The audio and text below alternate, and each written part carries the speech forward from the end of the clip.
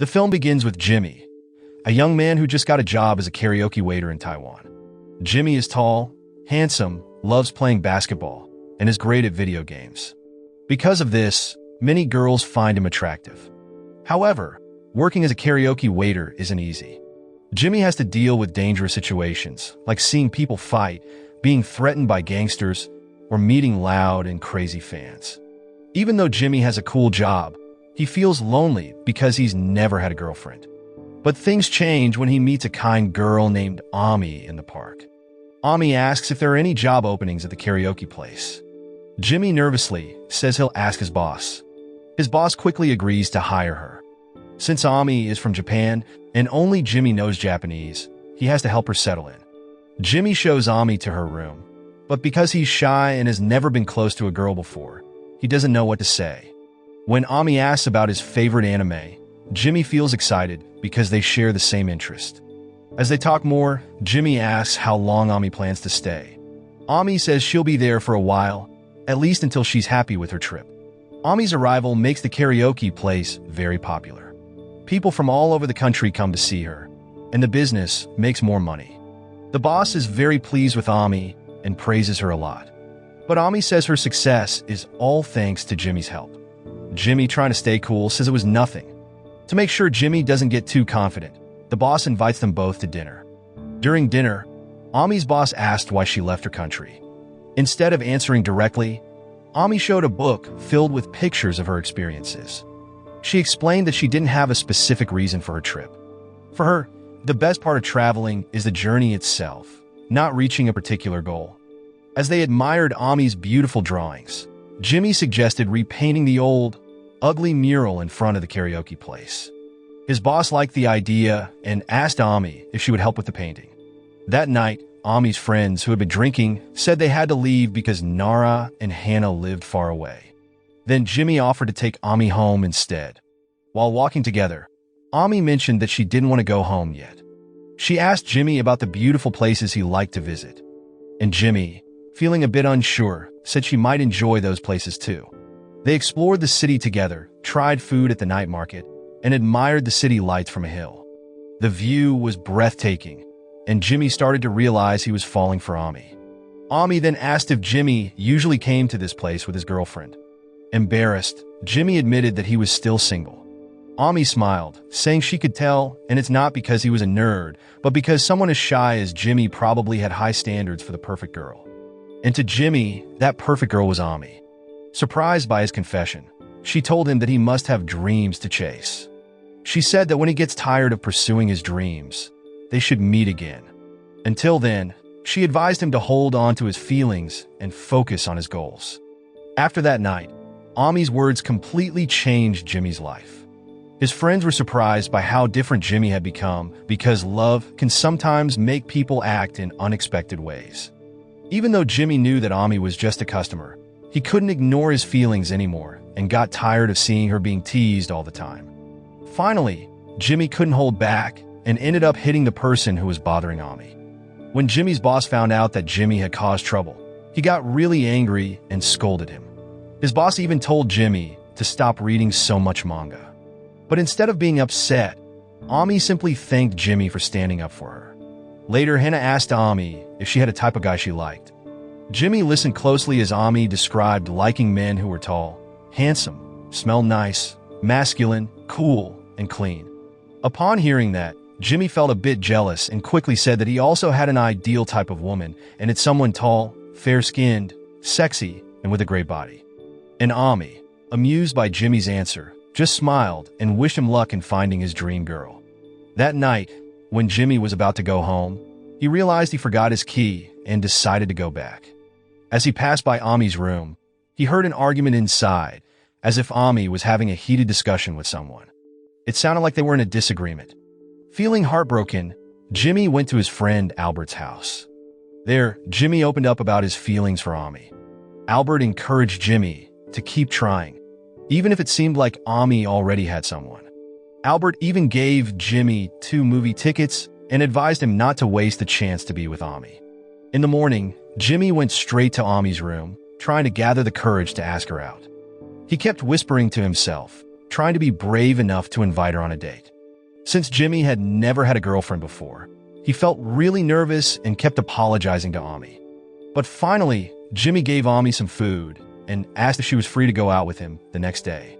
Realizing that this was a date invitation, Ami immediately asked what the plan was. Jimmy then handed her 2 movie tickets and explained that they were going to watch a movie called Love Letter. Like most teenagers in love, Jimmy started paying more attention to how he looked. He studied Japanese more, searched for the right clothes, and even read dating tips for beginners. But unfortunately, on the day of the date, Jimmy woke up late. When they arrived at the cinema, Ami saw a poster about a lantern festival in Taiwan. Jimmy asked if Ami wanted to go to the festival, even though it was quite far from the city. He told her that if she wanted to go, he would accompany her when they both had the same day off. Upon hearing that, Ami took Jimmy's words as a promise and asked him not to forget about her invitation. Soon after, they went into the cinema and the movie started. As they watched, the film showed many romantic and sad scenes. Without realizing it, Jimmy started to cry, moved by the film's emotional music. He didn't notice that Ami was also crying beside him. After the movie, Jimmy and Ami went home. On the way, Ami mentioned that the scenes in the movie reminded her of her snowy hometown and how much she missed it. She understood that this trip was her choice, and missing home was just part of that. Still, Ami thanked Jimmy for making her day special. But it turned out that this was the first and last day for Jimmy and Ami. The next day, she told him that she would be going back to Japan. And Jimmy, still in shock, asked why she was leaving. He was wondering, was it because the time had come, or was it because of something to do with love?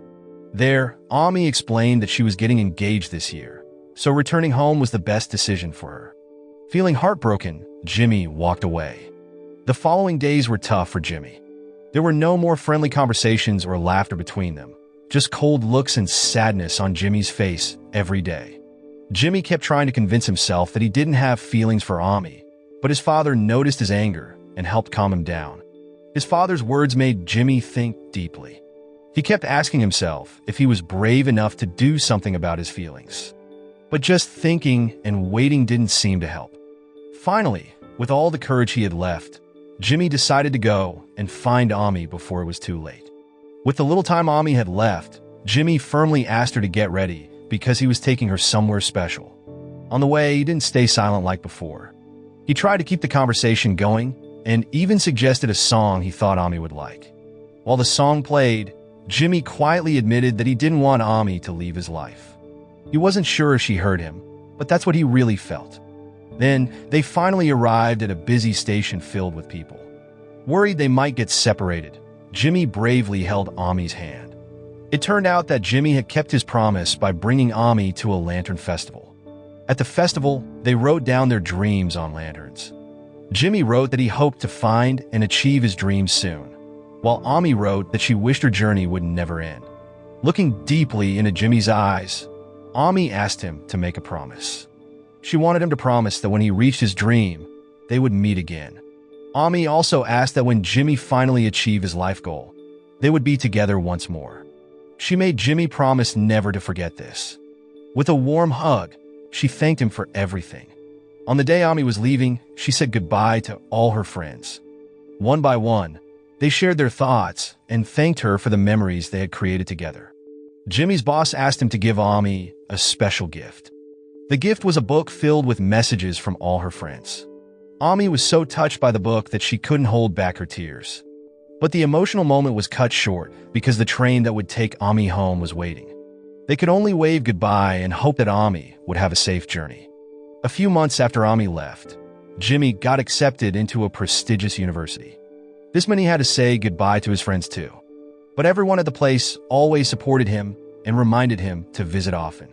And Jimmy's life, which was once messy and without direction, had completely changed. He started setting goals for himself, and it was all thanks to Ami. Jimmy began his studies at university like a regular student. There, he met someone named Aaron who helped him a lot in reaching his dreams. They shared many interests, especially their love for gaming. Aaron even introduced Jimmy to programming, which gave Jimmy a clear path for his future. After successfully creating his first game, Jimmy was excited to share the news with Ami. He eagerly contacted her, full of enthusiasm to tell his story. But to his heartbreak, Ami told him that she was getting married to someone else next week and asked him to stop contacting her. This news shattered Jimmy's heart. He felt like he had lost all hope and trust in promises. 18 years later, Jimmy's sadness had made him feel numb. All the anger and frustration he had felt eventually drove him to become very successful. Jimmy became a young CEO and founded the biggest game company around. His name became well known everywhere. But even with all his success, Jimmy still felt empty inside. When investors asked him about the future of the company, Jimmy simply replied that he didn't want to do anything more. On the other hand, Aaron, confused by Jimmy's attitude, asked him what was bothering him. Jimmy explained that even though he had everything like wealth, a successful company, and the ability to make his family happy, he still felt empty. It seemed like all his efforts were meaningless. That day, Jimmy decided to go back to his hometown, the place where he grew up, learned many things, and experienced his first love. At home, Jimmy's father gave him advice using an old Chinese proverb. The proverb said that every journey needs a pause to prepare for the long road ahead. This advice meant that taking a break isn't about ending the journey, but about reflecting on oneself. It's important to prepare and sometimes take a moment to see how far you've come, how tired you are, and what you've sacrificed to reach your goals. After doing that, you can continue moving forward because the most enjoyable part of a journey is the journey itself. And then his father's words triggered something in Jimmy. Soon after, he opened an old memory box, a box he had kept with all the memories of Ami. Inside, Jimmy found photos with his friends and a letter from Ami that she had given him when they last met. The letter reminded him of their promise that one day, when he had achieved his dream, Ami wanted to meet again. This time, Jimmy didn't care about whether Ami was married or what others might say. All he cared about was the promise they had made. So, that day, he set off for the country and city where Ami was. During his journey, Jimmy experienced many different things. He took photos of every place he visited and wrote down the names of all the people he met. Along the way, he encountered various people and heard their stories. One of them was Lou, a ramen seller from the same hometown as Jimmy, who had also left home seeking freedom. Finally, Jimmy arrived in a small town called Taiwanese, a place covered in snow, just like the movie they had watched together. He asked the locals about Ami, and to his surprise, Ami was quite well known in the town. Almost everyone knew her story. Then, an old man offered Jimmy a ride because Ami's house was too far to walk. When they arrived, the old man introduced Jimmy to Ami's mother. After finding out that Jimmy was the person her daughter had often mentioned, Ami's mother invited him into the house. She told Jimmy that Ami had spoken a lot about her time in Taiwan and the special people she met there, including Jimmy, who had made a promise with her. With a heavy heart, Jimmy asked if he could see Ami. Soon after, Ami's mother led Jimmy to Ami's room. Inside, Jimmy saw all the memories Ami had collected, like paintings, books, posters, and souvenirs that she had kept. The room was also filled with photos of Ami with people she had met, people who had welcomed her like family, and those she would never forget. Ami's mother then gave Jimmy a book filled with love letters that Ami had written to him, but never sent. In the letters, Ami apologized repeatedly. She apologized for not being able to meet Jimmy, for lying, and for hurting the person she loved the most. Ami confessed that her engagement and marriage were lies, just a way to make it easier for Jimmy to let her go. She revealed that she had been sick for a long time and could no longer bear the pain. Ami also admitted that she had only visited Jimmy's city and hadn't traveled around the world as she had claimed. These words came from her heart. At that time, tears streamed down Jimmy's face as he read the letters, unable to believe that the person he loved had gone through so much pain alone. He couldn't accept that the person who had changed his life was now gone forever. Jimmy wondered why this had happened and why Ami had given him hope only to leave him in the end. He had achieved everything he had dreamed of, and they had promised to meet again, but now he felt betrayed by that broken promise. On the last page of the book, Ami wrote that if one day Jimmy comes to see her and she's no longer there, he must continue with his life and stay strong. At the end of the book, Ami thanked Jimmy for all the memories they shared and said goodbye, hoping that he would move forward with his life. After reading the letters, Jimmy decided it was time to go home. He began to rebuild his dreams by buying an old building, planning to grow his company even more. On his way back, Jimmy wrote his first love letter, something he had always been afraid to do. In the letter, he imagined what it would have been like if he and Ami could have grown old together. But Jimmy believed that someday, in a more beautiful place, they would meet again by rivers flowing with milk, where people have returned to their youth, and they would laugh together once more. The film ends. The moral lesson from this film is if you want to win at life, don't wait 18 years to write a love letter. And remember, even if you become a rich CEO, your real superpower is being able to cry during a movie